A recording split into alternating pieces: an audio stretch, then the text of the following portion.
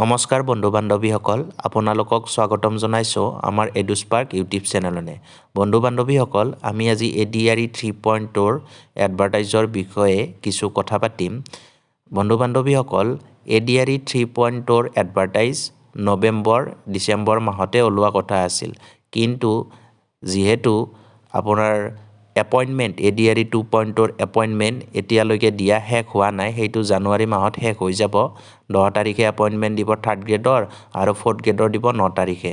গতিকে জানুৱাৰী মাহটোত এপইণ্টমেণ্টতে শেষ হৈ যাব। এতিয়া মুখ্যমন্ত্ৰী মহোদয়ে যিখিনি কথা কৈছিল সেইখিনি এবাৰ শুনি লওক। বহুতে মোক সুধিছে যে ADREৰ নতুন এডভাৰটাইজ কেতিয়া হ'ব, পুলিচৰ নতুন এডভাৰটাইজ কেতিয়া হ'ব। মই আশা কৰোঁ অক্টোবৰ মাহত নিযুক্তি পত্ৰ দিয়াৰ পিছতেই আমি নৱেম্বৰ মাহত নিশ্চয় আকৌ চৰকাৰী চাকৰিৰ বিজ্ঞাপন দিবলৈ সক্ষম হ'ম।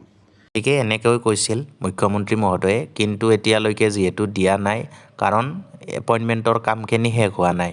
গতিকে আমি বিশেষ চ'ৰ্চৰ পৰা গম পাব পাৰিছোঁ যে ইয়াৰে এপইণ্টমেণ্ট শেষ হোৱাৰ পিছত, গোটেইখিনি এপইণ্টমেণ্ট শেষ হোৱাৰ পিছত বা ইলেকশ্যনৰ মডেল কোড অফ কণ্ডাক্ট অহাৰ আগতে ঘোষণা কৰাৰ পূৰ্ণ সম্ভাৱনা আছে।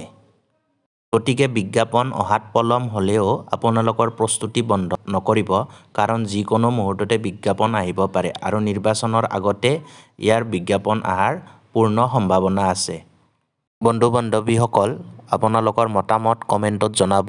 যদি ভিডিঅ'টি ভাল পায় লাইক শ্বেয়াৰ কৰিব আৰু চেনেলটি ছাবস্ক্ৰাইব কৰিব। পিছত পুনৰ লগ পাম অন্য এটি ভিডিঅ'ৰ সৈতে। ধন্যবাদ।